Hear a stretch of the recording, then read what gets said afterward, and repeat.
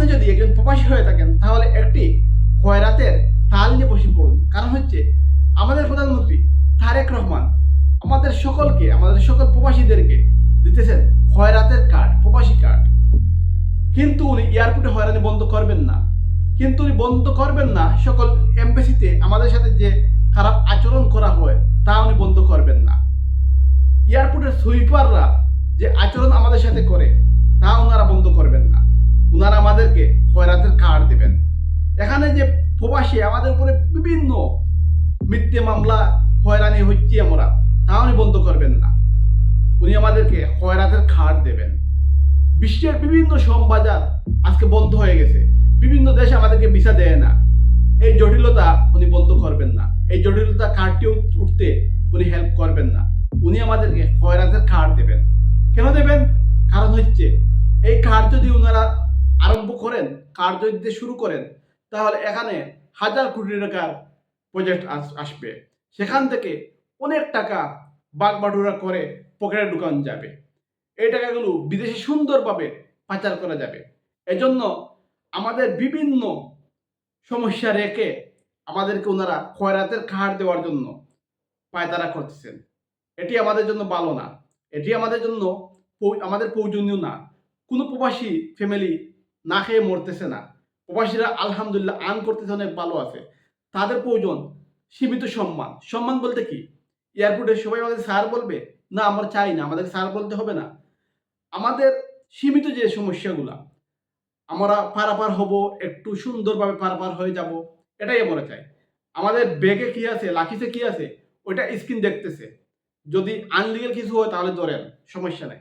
কিন্তু আমাদের লিগেল, আমাদের মোবাইল, আমাদের স্বর্ণ কেটে রেখে দেবেন, চুরি করবেন, কথা বলতে গেলে আমাদের সাথে খারাপ ব্যবহার করবেন, এটি আমরা চাই না। এটি না করে এই সমস্যাগুলো সলভ করলেই হবে। আমাদেরকে খয়রাতের কার্ড দিতে হবে না।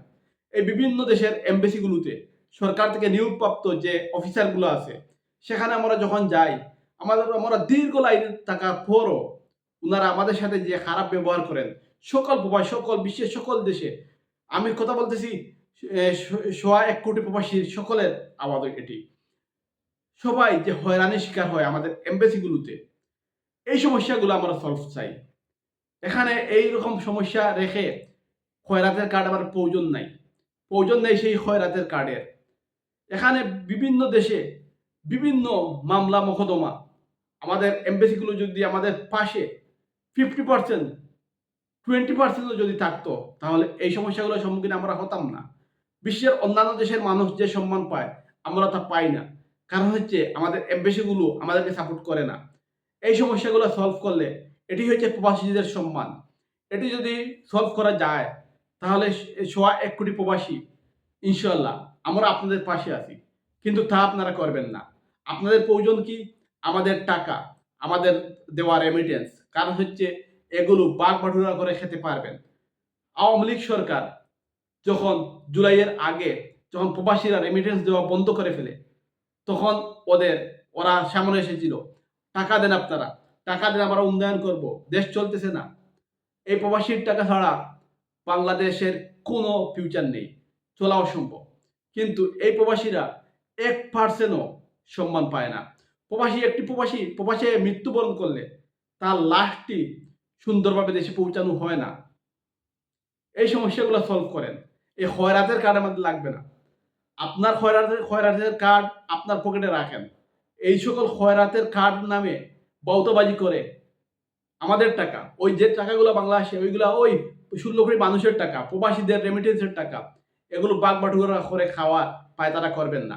এই কার্ড প্রবাসীদের প্রয়োজন নেই। প্রবাসীদের প্রয়োজন সীমিত সম্মান। আপনাদের এয়ারপোর্টের সুইপার আমাদের সাথে যে ব্যবহার করে, তা আমরা ডিজার্ভ করি না। এইরকম ব্যবহার আমরা ডিজার্ভ করি না। এই সমস্যাগুলো সলভ করেন। এখানে আমাদেরকে খয়রাতের কার্ড দিয়ে ভিখারি বানিয়ে দেওয়ার প্রয়োজন নাই। ভিখারি বানিয়ে দেওয়ার যে পায়তারা, ওইটা বন্ধ করেন। প্রবাসীরা এত ভিক্ষুক না। প্রবাসীদের আলহামদুলিল্লাহ, প্রবাসী এসে কাজ করে, কর্ম করে, সৎভাবে ভালো একটি উপার্জন করতেছে। এদেরকে খয়রাতের কার্ড দিতে হবে না। খয়রাতের কার্ডের নামে বাউতাবাজি বাদ দেন। আমাদের এই যে বৃহৎ সমস্যাগুলো, অনেক দেশ আমাদেরকে ভিসা দেয় না। এই জটিলতা কেটে ওঠার জন্য কাজ করেন। এই বিভিন্ন শ্রমবাজার বন্ধ হয়ে গেছে, এগুলো খোলার জন্য কাজ করেন। ভৌতবাজি বাদ দেন। প্রবাসী কার্ড আমরা চাই না। প্রবাসী কার্ড আমরা চাই না। প্রবাসী কার্ডের প্রয়োজন নেই। আমাদের সম্মানটুকু আমাদেরকে ফিরিয়ে দেন। এটি হচ্ছে আপনাদের কাছে শেষ দাবি। ভিডিও ভালো লাগলে সবাই শেয়ার করবেন। সবাই শেয়ার করে ওই আমাদের গভর্নমেন্টের কাছে আমার কথাগুলো পৌঁছে দেবেন। এবং ভিডিওটি যদি ভালো না লাগে কমেন্ট করবেন। আর ভালো লাগলে অবশ্যই শেয়ার করবেন। লাইক তো অবশ্যই করবেনই। ভালো থাকবেন। আল্লাহ হাফিজ। আসসালামু আলাইকুম।